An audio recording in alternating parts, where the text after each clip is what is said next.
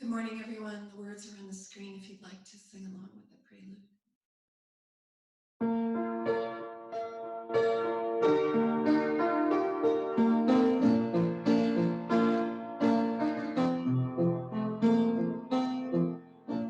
In this place we gather together, join our hearts to find a way, answer questions from all the ages. Look ahead to another day in this place. In this place.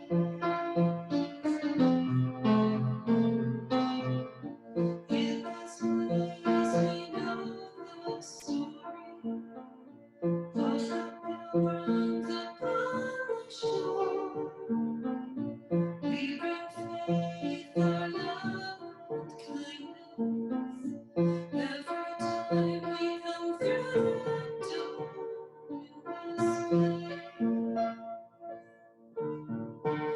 In this place.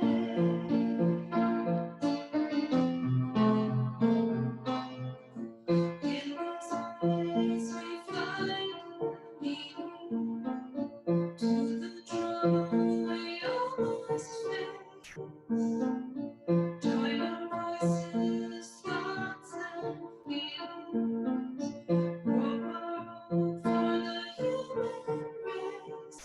In this place. In this place. In this place.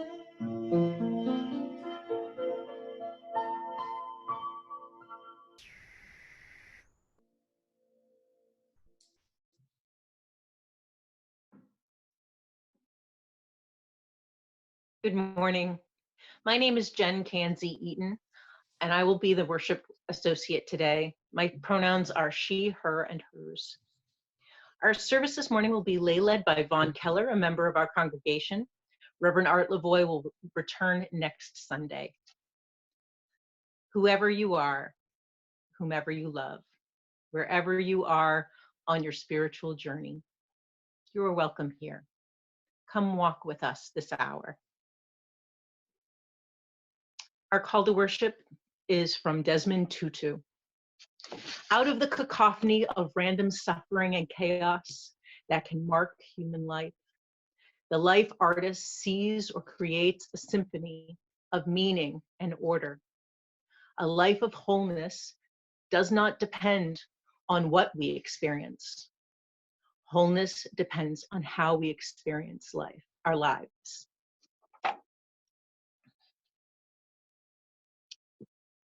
Please join us for hymn 1003, Where Do We Come From? The words will be up on our screens.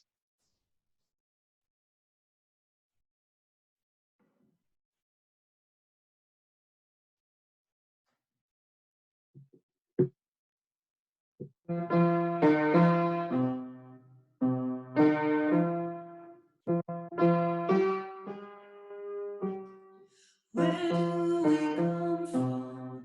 What are we? Where are we going? Where do we come from? What are we? Where are we going? Where do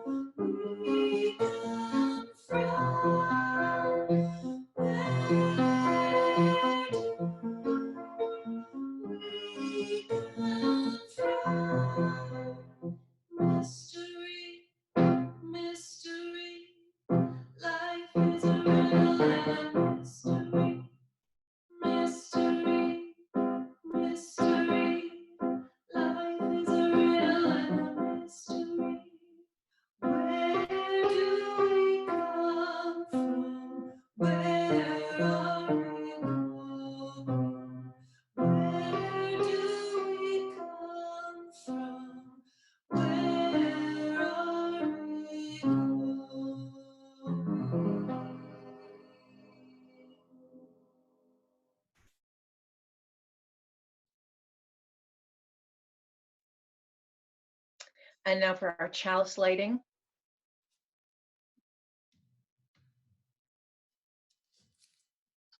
Love is the spirit of this church, and service its law. This is our great covenant, to dwell together in peace, to seek the truth in freedom, to speak the truth in love, and to help one another.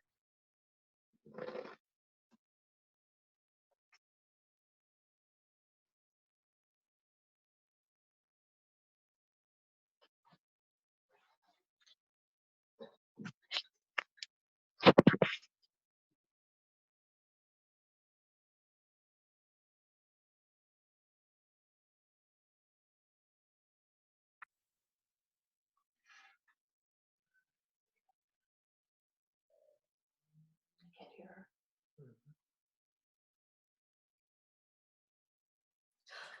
Hello, we are going to be doing a version of Percy Granger's You Banks and Praise Upon You Doom after we tune.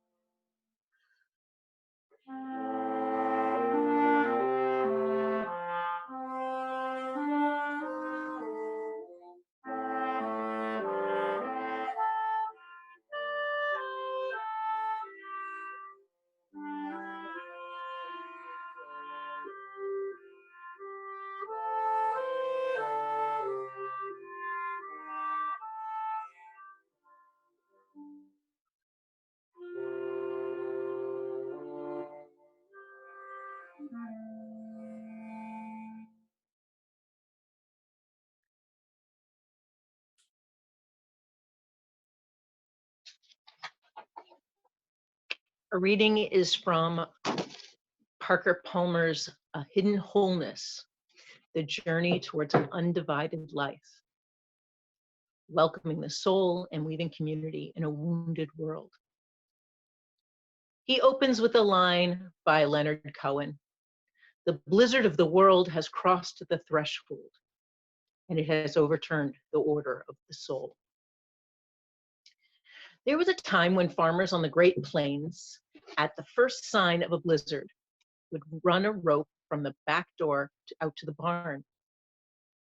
They all knew stories of people who had wandered off and been frozen to death, having lost sight of home, in a whiteout while still in their own backyards. Today, we live in a blizzard of another sort. It swirls around us as economic injustice, ecological ruin, physical and spiritual violence, and their inevitable outcome, war. It swirls within us as fear and frenzy, greed and deceit, and indifference to the suffering of others. We all know stories of people who have wandered off into this madness and been separated from their own souls, losing their moral bearings and even their mortal lives. They make headlines because they take so many innocents down with them. The lost ones come from every walk of life: clergy, corporate executives, politicians and people on the street, celebrities and school children. Some of us fear that we or those we love will become lost in the storm. Some are lost at this minute and are trying to find their way home. Some are lost without knowing it, and some are using the blizzard to cover while cynically exploiting its chaos for private gain. So it is easy to believe the poet's claim that the blizzard of the world has overturned the order of the soul. Please read those. Easy to believe that the soul, that life-giving core of the human self, with its hunger for truth and justice, love and forgiveness, has lost all its power to guide our lives. But my own experience of the blizzard, which includes getting lost in it more than I would like to admit, tells me that that is not so. The soul's order can never be destroyed. It may be obscured by the whiteout. We may forget or deny that its guidance is close at hand. Yet we are still in the soul's backyard, with a chance after chance of regaining our bearings. The work is about tying a rope from the back door out to the barn so we can find our way home again. We can catch sight of our soul. We can survive the blizzard without losing hope or our way. We catch sight of the soul. We can become healers in a wounded world, in the family, in the neighborhood, in the workplace, and in political life. As we are called back to our hidden wholeness amid the violence of the storm.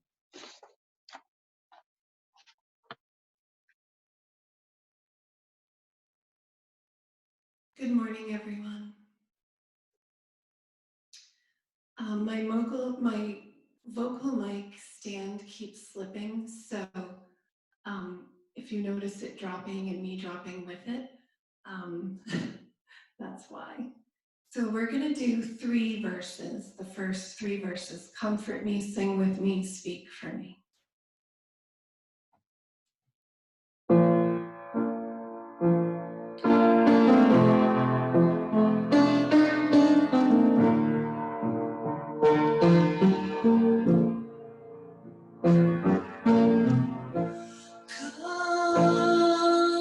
Comfort me, comfort me,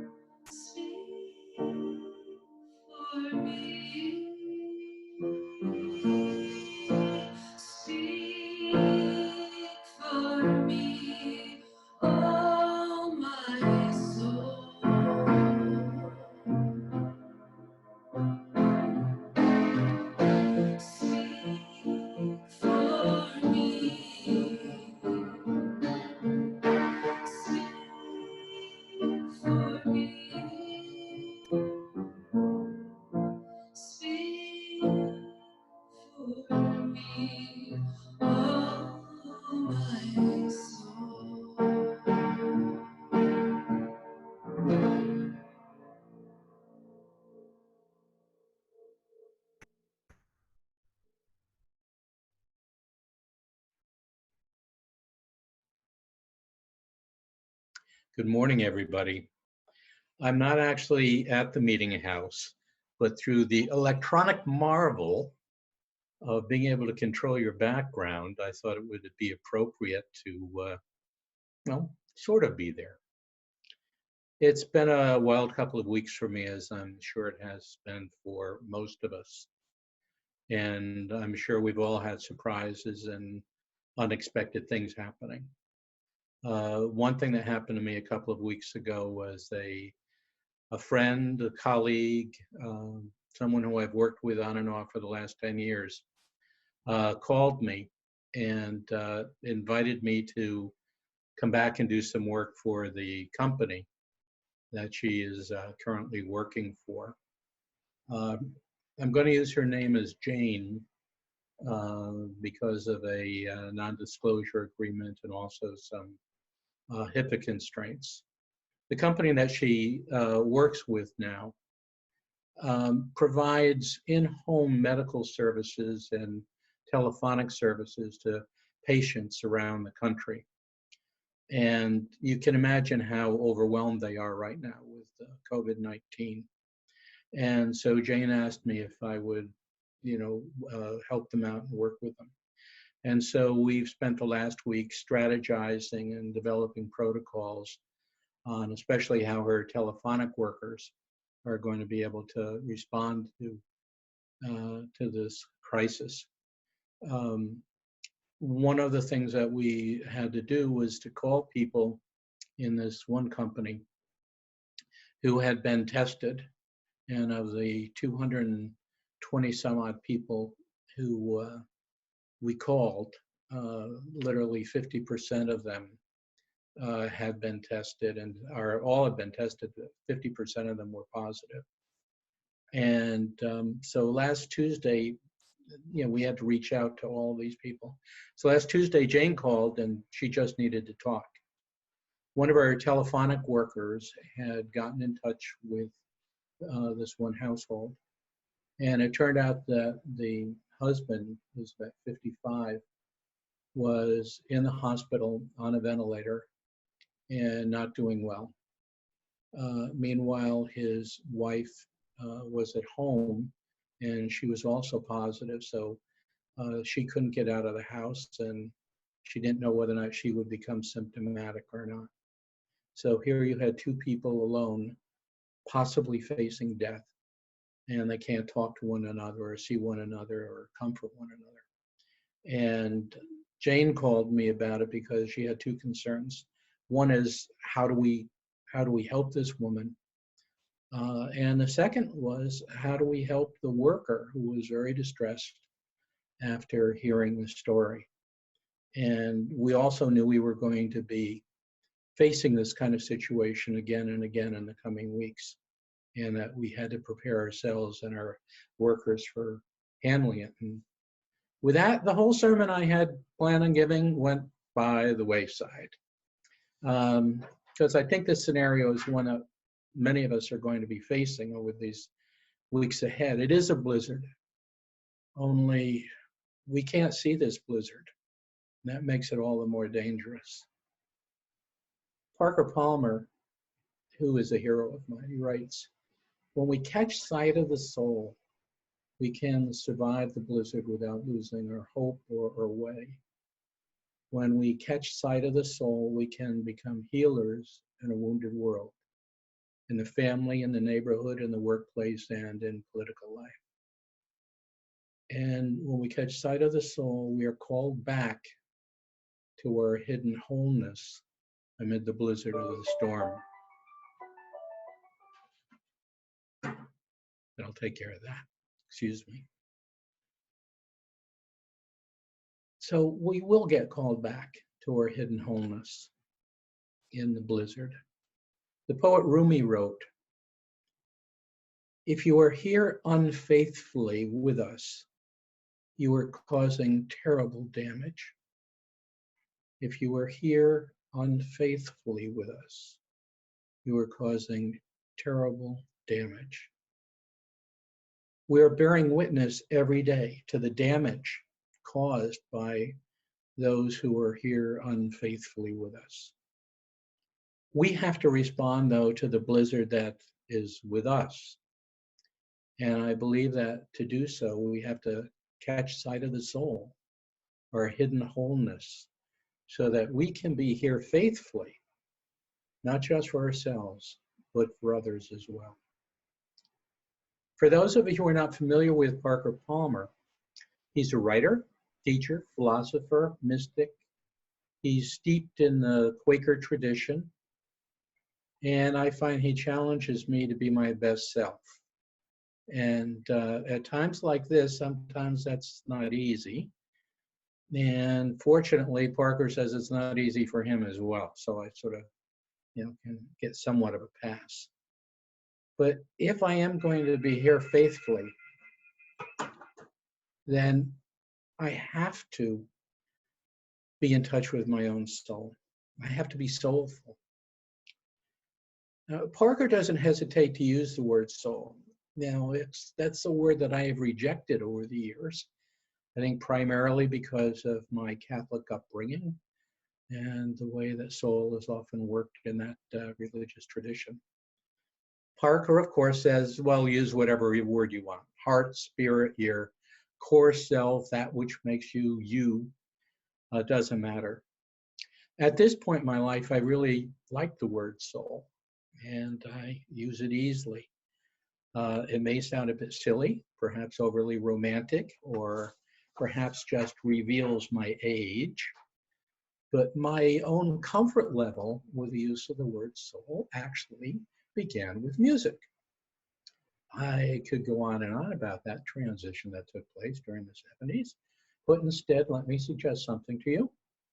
Go to YouTube and after the service and listen to Aretha Franklin singing Carole King's You Make Me Feel Like a Natural Woman when King was a Kennedy Center honoree and Aretha Franklin sang her own song to her.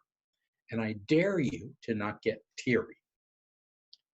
That's soul. Out there, whole, nothing held back, totally knowing, totally present, coming from someplace so deep inside. Those two women have given me so much. For you, the experience of soul may be very different. It might be a piece of art, a poem, a particular person who you experience as being soulful. We all recognize it when we experience it. But what is that lifeline that keeps us from being blown away in the blizzard? Palmer says that there are two dimensions, two lifelines, if you will.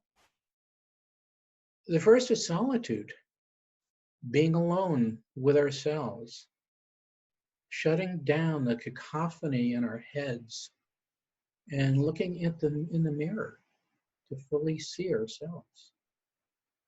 The second is inviting a small circle of trusted people to see us, to be with us. During the blizzard that we are in right now, we have opportunities for both. Let's use them. We have time to be with ourselves. We have time, not just within our families, but electronically, to be with those who we invite into our circle of trust. As Palmer points out, for most of us, the soul is shy, timid, and usually only emerges when we are alone or in a human circle of trust. It will sort of slowly peek its head out when our circle of trust is as calming and as safe as our physical soul space. Again to Rumi, and I love this metaphor. Rumi writes, "A circle of lovely, quiet people becomes the ring on my finger." A circle of lovely, quiet people becomes the ring on my finger. Let's pause, and Sandy is going to lead us in a soulful meditation.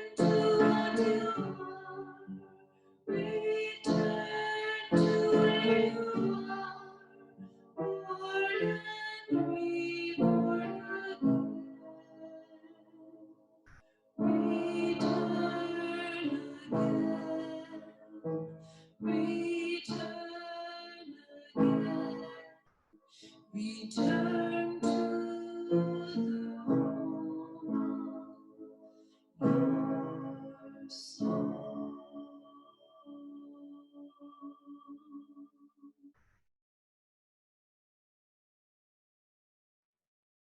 The soul isn't born shy, but we know why it becomes shy. It becomes protective and develops a multitude of strategies to protect itself from becoming obliterated by the blizzard of the world. It becomes frightened and unsure of itself. Some of these assaults are interpersonal.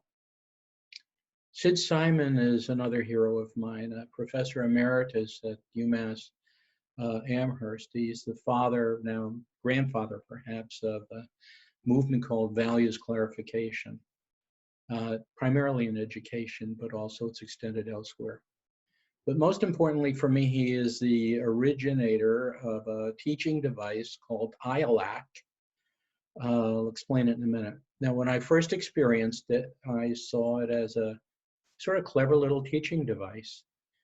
And it wasn't until much later that I began to see just how profound it was. So how did these two wonderful teachers, Parker Palmer and Sid Simon, come together? Well, Palmer believes in soulfulness, essentially that we come into this world as a unique blessing, not damaged goods, but as a unique blessing, a unique soul that is lovable and capable. Society comes along and starts to do a number on us, makes us question that. Our parents and our siblings get the first crack at us, then teachers and peers gang on, and then the social systems kick in and tell us we are less than, or just as debilitating to our humanity, that we are more than. So back to Sid and his little teaching device. Can you see it? Yeah, I'll hold it up. Now it'll be reversed for you. But it says ILAC, and it stands for I am lovable and capable. Now the way Sid introduces it to teachers is to have them wear one during their training, during a training session. And every time someone, whether or not it's a professor or a peer or someone else, says something that really diminishes in some way their feeling of being lovable and capable, the teacher in training, right in front of the other person, here's a key saw, throws it away. So the idea is that can you go through the day and you have your wholeness intact? Very graphic feedback. Very graphic feedback. Now the transfer to the classroom becomes rather obvious. Every child enters a classroom every day with an ILAC sign on. May not be visible, but it's sure there. Similarly, every one of us in this congregation right now is wearing an ILAC sign, as is each of our children. Perhaps one of our goals, especially during this time when, as the blizzard stays with us, then we're looking at not only weeks, but even perhaps months ahead. Can we deal with the tensions, the interpersonal tensions that will emerge, and keep in mind that we are all lovable and capable, and help one another to get through the day with our souls intact? And as the congregation, should we be that way every time we are together, so that when we come together, we can breathe this enormous sigh of relief because we know we're going to leave that gathering with our soul intact. Now, most of us, I know it's certainly true for me, are going to fall short, and we will do some ripping up of someone's ILAC sign. We'll take away their wholeness. Now, in the best of worlds, we catch ourselves and we do some very quick and some very authentic apologizing and asking for forgiveness. What do you think about this for our congregation? Is helping one another to stay whole a pretty good goal?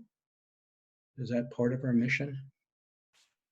And then if we can extend it to our conversations when we are not gathered together, but talking about one another, wow, that would really be something.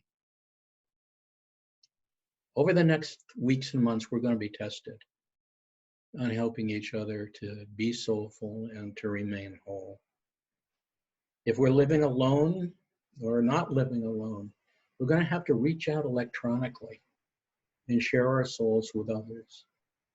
And we can't be shy about that. We just have to go ahead and do it. One of my best friends, now deceased, Jerry Davidoff, used to call me up and say, "Let's have lunch. I miss you. I miss you." I don't think we say that often enough. It's a very vulnerable statement about our need to really say to somebody, "I miss you." Jerry had soul. He was a member of my circle. Anyway, I called Robin. He lives in Manhattan, and Manhattan has been so devastated. And I just wanted to check in with them and see how they were doing. And we acknowledged missing talking to one another because we both are big talkers. And so what we did was we've set up a Friday noon luncheon together to Skype with one another. And I think all of us should be really thinking of ways to do that. Now, well, those of us who are healthy are doing that. Meanwhile, others like this woman and her husband, who I mentioned earlier, are dealing with ventilators and ICUs and death. And we're going to have friends going through those kinds of experiences. And the telephonic social worker who we were coaching wants to do something useful, but was unsure of what to do. So you had two isolated people whose souls have got to be hurting deeply, and a helper who's feeling impotent.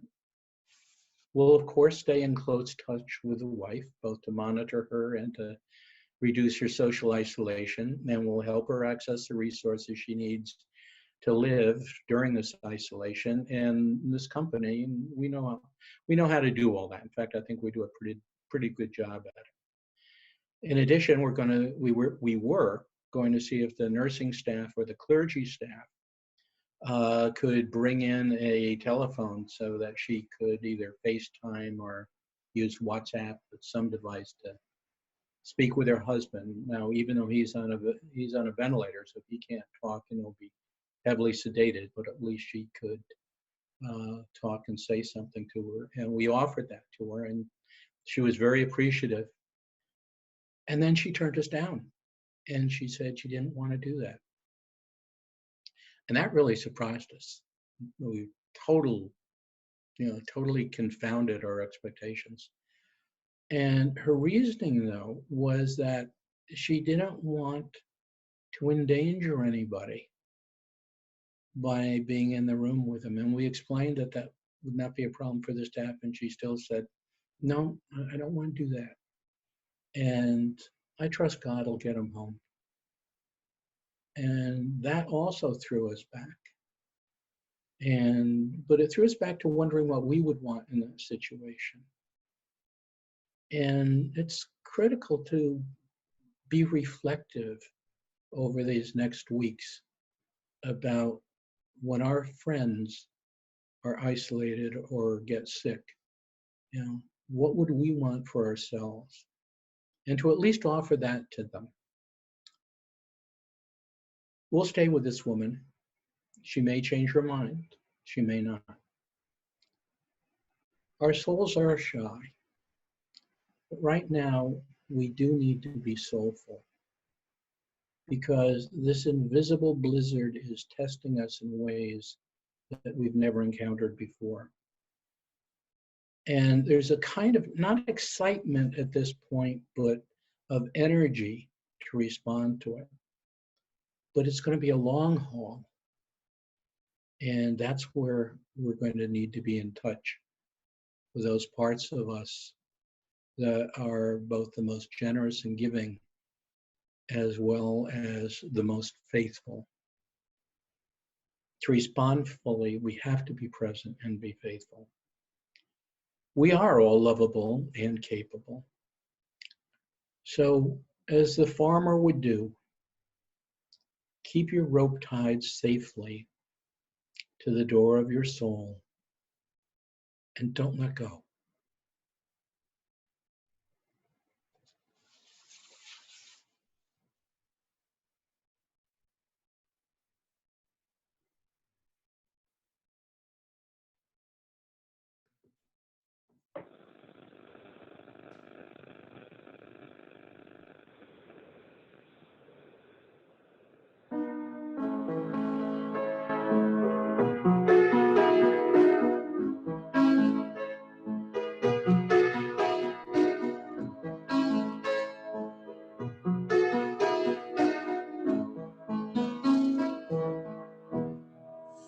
How could anyone ever tell you you were anything less than beautiful? How could anyone ever tell you you were less than whole? How could anyone fail to notice that your loving is a miracle? How deeply you were connected to my soul. How could anyone ever tell you you were anything less than beautiful? How could anyone ever tell you you were less